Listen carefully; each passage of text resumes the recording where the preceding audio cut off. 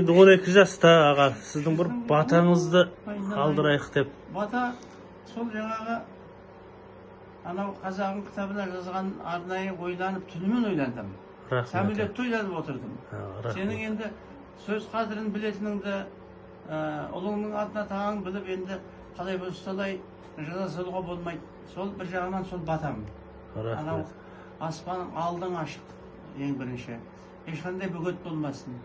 Мынандай, әке дей ме, папа дей ме? Әке дейді. Мына әкең аман болсын, анаң аман болсын. Біз сияқты тілеулес аға аталарың аман болайық. Қазағымыз аман болсын. Сондықтан сенде шында да күйдің тұғыры бар. Тұғыры бар. Күйді мен ана неде Жұлдыз журналында айттым. Әсіресе батыстың күйлері қазір тіпті рөліп кетеді қауымда. Арал-дарал жатқан алгейт. Ол әңгіме техникада емес. Күйдің ішінде шер мен тер бабаларымыздың бостандық үшін, әділеттік үшін күрескен қан жатыр. Дұрыс айтасыз. Сол нені мына бала жас болғанменен ағанас өзі бойына сіңдіріп бәдеге. Рахмет аға. Осы сен үлкен күйші боласың.